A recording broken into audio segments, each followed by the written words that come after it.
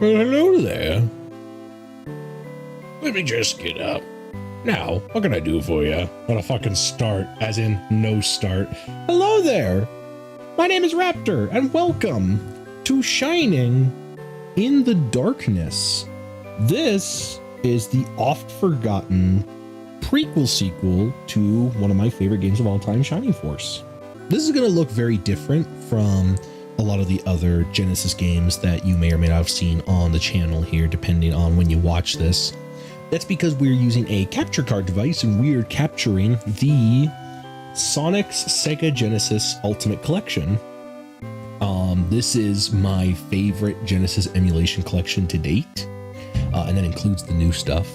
This one's just a really good collection and is the perfect place to enjoy a game like Shining in the Darkness. Now, are we going to beat Shining in the Darkness? Fuck no. We're gonna at least try though. Our character does not have a name, so we're just gonna go ahead and name him after myself. Why not? Now, how fast would you like this play? Oh, fast. Fast. My liege, this is the one I spoke of. Ah, Mordred's son, and one of my finest knights. Ryan, is it? A fine name it is, a fine name indeed. Majesty, this lad wishes to join the search for the princess. This was your idea, wasn't it, Theos? Yes, Majesty. As you know, Ryan's father wasn't with the princess, and he's missing love with her. I was afraid the princess will lead him to his father. Thus he came to me and offered his services. The princess is believed to be somewhere in this realm. I only pray that she's alive. Tristan, what say you? With your permission, my liege, of all the knights, this lad is the youngest, but he is second only to his father when it comes to swordplay. I see. Well, if Tristan vouches for you, there's no room to doubt. Ryan, bring back my daughter. I'm sure she is somewhere in the realm waiting to be rescued. Take this gold, Ryan. Hook up yourself. Let me return here. I got 200 gold pieces. We'll talk when you return. You may take your leave now. So here's the thing about Shining in the Darkness. This is a very small game in the Shining franchise, and unlike Shining Force, it's completely in first person, which is damn impressive, honestly. That's a good one. What? Just a sec. Hey, Ray, sorry about your father. The princess should have been safe with your father protecting her. In fact, there's some who blame him for what's happened. Thanks, old Vic. Mrs. Vic, Lupo, Gat, Tack, Norn, Di, Edward, Diane. Yeah, nothing we need here. It's actually very impressive they were able to get this first-person perspective working in this game in the first place, because, like, goddamn. If it's armor you want, you've come to the right place. No, it isn't. Come again, you hear? Alchemist, I can hear the K pronounced. Do come in. If you plan to travel, I have what you need. Oh no, she's hot. Wise are they who walk in the path of the ancients, for should they be wanting, my services are theirs for the asking. You seem to be fine in both body and spirit. You need 12 more experience points to reach the next level. Would you like me to record your adventure? Sure. There, that's done. Do you wish to continue your adventure? Yes. Stop by whenever you need my help. I mean, I could just 11 minutes in. Alright guys, it's gonna be it for the first episode. I'll catch you guys later. It's Gort! Holy shit! Also on the far left, that's the guy from Golden Axe. Gort, are you from Golden Axe? Good day, if it's a weapon you seek, you're in the right place. That might be a Golden Axe reference. That's pretty rad. Thanks for dropping by. Come again. So anyway, I was mentioning a little bit, but this is the prequel to Shining Force. It came out before Shining Force. Actually, it's its predecessor. Yes, it's its predecessor. However, no, equip that. That's fine. Oh. Gauntlet. There we go. There we go. Weird system. Anyway, so this game came out before Shining Force. However, it actually takes place in the not too distant future of Shining Force, which we're going to see in just a second. I've been waiting for you. Minister, provide him with all the details. Yes, Majesty. Listen well to my words. First things first, we must find the whereabouts of the princess. It is said she was last seen with the vicinity of the labyrinth. We have no clue as to whether she's in the labyrinth or not. Oh. There he fucking is. Dark Soul. We'll get to that in a second. Greetings, King Drake. Who are you? Excuse my somewhat sudden appearance. My name is Dark Soul, and I've come to rule your realm. King Drake, you seem worried about the lovely Princess Jessa. Well, will we know more? Because I've got her safely tucked away. Fiend of fiends! Whoa, Lord Tristan. Another move like that could be your last. Now back to business. I want you out of here, Drake. You must be joking. Speak when you're spoken to, Viren. All I ask for is this kingdom. In return, you can have Jessa back. No, excuse me. I'll be back when you're ready to leave.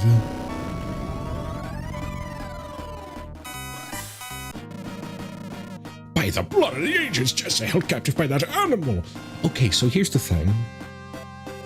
Dark Soul being in this game, he's the final boss, semi-final boss of Shining Force. So logic dictates this takes place around the same time as Shining Force. However, confirmed by the creators of the game, no, that's Dark Soul's descendant from Shining Force. So Shining Force is actually a prequel to Shining in the Darkness. It's very weird. Go, find the princess. We're depending on you. All right. Into the labyrinth. Okay, so now for the fun part of games like this. First off, Shining in the Darkness is a dungeon crawler. It is a dungeon crawler first-person RPG. It is a very interesting sort of game. It's very fun. Now, that being said, it's hard as nails. If you thought Shining Force was difficult because it's a tactical RPG, oh brother, you have no friggin' clue. So yeah, first off, battles do not... I'm so sorry for those red flashing lights, by the way. I did not intend for this. Cave slugs. Oh god, they're so gross. So yeah, currently, now the plan is to basically just grind until we hit level 3. So we'll just, we're gonna do that. It's very similar to games like Dragon Quest in terms of its presentation. It's also very similar to Phantasy Star. Phantasy Star 1 came out on the Master System, which, by the way, this collection does include as a free as an unlockable. Man, remember when unlockables in games used to be cool? Like these emulator collections actually having more games to play. So this collection is actually really good for fans of the Phantasy Star franchise who want to get into it on the Genesis. Because Phantasy Stars 2 through 4 are completely available and gain a couple of unlockables in, what is it, like Alien Zone or something like that, gets you Phantasy Star 1 for the Master System. So it gives you the opportunity to, oh god, play through all of the Phantasy Star franchise. And it also gives you the opportunity to play through the opening to the Shining Force series with Shining in the Darkness, Shining Force 1, and Shining Force 2. Before the games made the jump to the Sega Genesis and the Sega Game Gear. Sega Genesis, Sega CD, and the Sega Game Gear. Which I hope to talk about in the not too distant future in terms of the Shining Force franchise. This is hopefully going to be the first of many games where we are going to attempt to play all of the Shining Force franchise. So yeah, we almost fucking died. But we got some good experience out of that, so... So if we talk to the shrine, are we able to rest up? 4 more experience. No, we'll do it later. Oh shit. Oh fuck. No, old man. No, grandpa, please. No. Well, glad we saved the game. Oh god, there's 3 enemies. No. Ooh. Ma'am. Take a rest.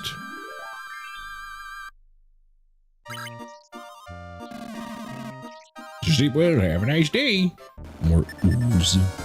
It is, again, I have to keep saying, it's really impressive to just remember the fact that these 3D effects, this labyrinth sort of layout and everything like that, and moreover, the fact that We don't go to a separate battle screen. It all takes place in the same kind of overworld. This was all done on the Sega Genesis, a console not known for its RPGs, and this one does not get brought up whenever traditional RPGs are brought up, mostly because it's not a traditional RPG. It takes place from the first person. It's a dungeon crawler. It's a dungeon crawling RPG first and foremost.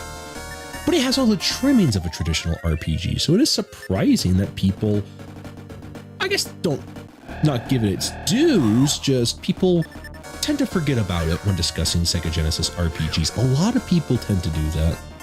I've always been frustrated that the Genesis usually gets overlooked in terms of great RPGs, because what few are here are some of the best. The Shining Force series will obviously always hold a special place in my heart, but if you're a fan of sci-fi, the Phantasy Star franchise is undeniable. I actually tried to play Phantasy Star for the show here, and it didn't go great. I'd like to go back and try it again, especially with this collection, just because I think the game's a lot more fun on console. I got up a level. Nice. So again, this is Sonic's Ultimate Genesis Collection for the Xbox 360. It was also released on PlayStation 3, and again, it is my personal favorite emulator collection for the Genesis games that I like to play on this channel. The only reason I haven't recorded with it sooner is because I only just barely recently got my capture card. I don't like the fact that the screen just flashes red. I'm so sorry. Seizure warning for flashing red lights. I'll do my best not to do it, but it might just happen. But yeah, the Ultimate Genesis Collection, it's a really good package, a lot of really good games. Does it talk about every single game that's included? I guess I could grab the manual, I have it. Speaking of having it, I actually have 2 discs for this game. I don't know why, I only have 1 case, 2 discs. Don't ask me how that happened. That's the Sonic Unleashed manual. No, wait, no, that's just an ad for Sonic Unleashed. Sonic Unleashed. I have it for Xbox. We can now play it. I've got my capture card set up. This actually lists all of them, including the unlockable games. So this is a great way for me to kind of tell you what's all in this package. So, Alex Kidd in the Enchanted Castle, Alien Storm, Altered Beast, Beyond Oasis, Bonanza Brothers, Columns, Comic Zone, Decap Attack starring Chuck D. Head, Dr. Robotnik's Mean Bean Machine, Dynamite Heady, Echo the Dolphin, Echo the Tides of Time, E-SWAT, Fatal Labyrinth, Fleeky, Gain Ground, Golden Axes 1 through 3, Kid Chameleon, Phantasy Stars 2 through 4, Rise Star, Shining Force 1 and 2, including Shy in the Darkness, Shinobi 3, Sonic 3, Sonic 3D Blast, Sonic and Knuckles, Sonic Spinball, Sonic the Hedgehogs 1 and 2, Streets of Rage 1 through 3, Super Thunderblade, and Vector Man 1 and 2. You also get unlockable Master System games. Master System games include arcade games. We have Golden Axe Warrior, Phantasy Star, Alien Syndrome, Altered Beast for the arcade, Congo Bongo, Fantasy Zone, Shinobi, Space Harrier, and Zaxxon. So those are all the games that come with this collection. It's a lot, and it will keep you busy for a while. I know we have the modern collection for the Genesis collections, and it has a few more games, and also the PC version open to emulation. So basically, it's the perfect collection.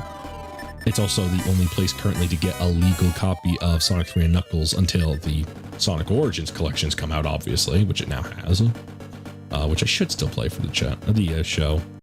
It's a good collection, and I do recommend it. If you're an Xbox 360 owner or a PlayStation 3 owner, I do highly recommend you pick up the collection to get a lot of really good old Genesis games with probably some of the best emulation I've seen for them.